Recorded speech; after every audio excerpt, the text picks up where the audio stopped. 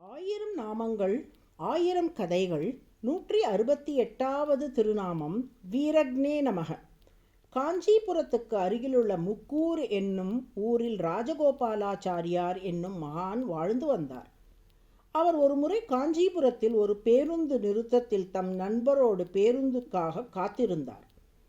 அப்பொழுது அவ்வழியே வந்த வழிப்போக்கர் முக்கூர் ராஜகோபாலாச்சாரியாரை வித்தியாசமாக பார்த்தார். ஏன் அப்படி பார்க்கிறாய் என்று ராஜகோபாலாச்சாரியார் கேட்டார்.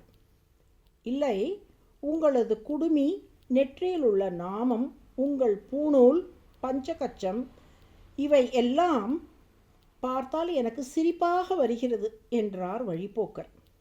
இதில் சிரிப்பதற்கு என்ன உள்ளது என்று கேட்டார் ராஜகோபாலாச்சாரியார். அதற்குள் அவரது நண்பர், சுவாமி, இவன் பெரிய நாத்திகன், நம் போன்றவர்களிடம் வம்பு செய்வது தான் இவன் வேலை, இவனிடம் பேச்சு கொடுக்காதீர் என்று கூறினார்.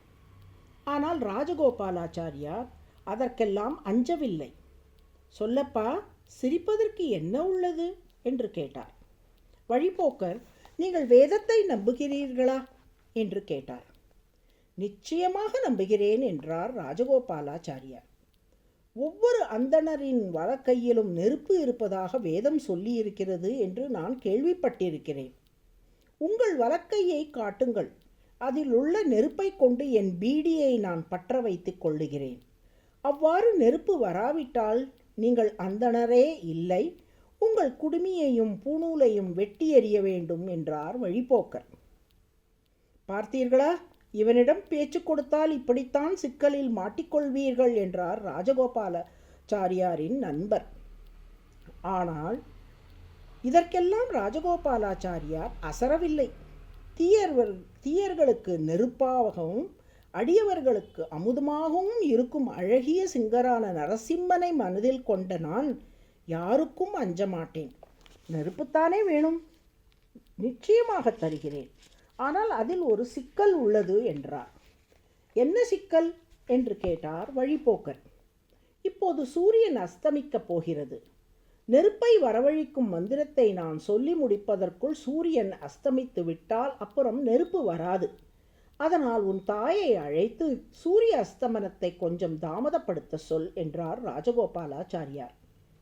என் தாயால் எப்படி சூரிய அஸ்தமனத்தை தாமதப்படுத்த முடியும் என்று கேட்டார் வழிப்போக்கர். கற்புடைய பெண் தன் கற்பின் மேல் சபதம் செய்தால் சூரிய அஸ்தமனத்தையே மாற்றலாம் என்று மகாபாரதம் சொல்லுகிறதே, உன் தாயை கூப்பிடு என்றார் ராஜகோபாலாச்சாரியார். என் தாயின் கற்பை பழிக்கிறாயா என்று கோபத்துடன் ராஜகோபாலாச்சாரியாரை தாக்க வந்தார் வழிப்போக்கர். அக்காலத்தில் வாழ்ந்த பெரும் கற்பரசிகளுடன் உன் தாயை ஒப்பிட்டு அவளது கற்பை பற்றி பேசுவது தவறு என்று உனக்கு புரிகிறதல்லவா? அதுபோலத்தான் அக்காலத்தில் வாழ்ந்த சான்றோர்களின் தவ வலிமையோடு எங்கள் தவ வலிமையை ஒப்பிட்டு எங்கள் பூணுலை அறுப்பேன் என்று சொல்வதும் மிக தவறு. அந்நாளில் வாழ்ந்த அந்தணர்கள் மிகுந்த தவ வலிமையுடன் இருந்தார்கள். அதனால் அவர்களால் தங்கள் கரத்தில் நெருப்பை கொண்டு வர முடிந்தது. இன்று வாழும் நாங்களெல்லாம் அவர்களின் நிழலாகத்தான் உள்ளோம்.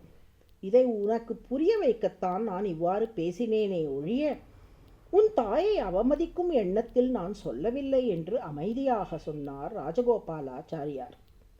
மேலும் இறைவன் முன் அனைவரும் சமம். அந்தணர் அந்தியர் எல்லையில் நின்ற அனைத்துலகும் நொந்தவரே முதலாக என அனைவருக்கும் அருள் புரிய இறைவன் காத்திருக்கிறான். அவன் ஏற்றத்தாழ்வு பார்ப்பதில்லை. அந்த எம்பெருமானின் திருவடிகளை வணங்கு என்று அறிவுறுத்தினார். வழிப்போக்கர் அங்கேயே அவரை விழுந்து நமஸ்கரித்து விட்டு சென்றார். அங்கிருந்த மக்கள் எல்லோரும், உங்களால் இந்த ஆசாமியிடம் இருந்து எங்களுக்கு விடுதலை கிடைத்து விட்டது என்று ராஜகோபாலாச்சாரியாருக்கு நன்றி சொன்னார்கள். மிகுந்த வலிமையானவர்களையும் வீழ்த்துபவனான நரசிம்மன் தந்த வலிமையால் அவனை நான் வென்றேன் என்று பணிவுடன் கூறினார் ராஜகோபாலாச்சாரியார். பின்னாளில் அவர்தான் அகோபில மடத்தின் 44வது பீடாதிபதியான முக்கூர் அழகிய சிங்கராக வந்து திருவரங்கநாதனுக்கு ராஜகோபுரம் கட்டித்தந்தார். முக்கூர் அழகிய சிங்கர் கூறியது போல் வலிமையானவர்களையும் பெரு வீரர்களையும் வீழ்த்துபவராக திருமால் விளங்குவதால் வீரகா என்று அழைக்கப்படுகிறார். அதுவே விஷ்ணு சகஸ்ரநாமத்தின் 168வது திருநாமம். வீரக்னே நம என தினமும் சொல்லி வரும் அன்பர்கள் அனைத்து விதமான தடைகளையும் எதிர்ப்புகளையும் மீறி வெற்றி காண்பார்கள்.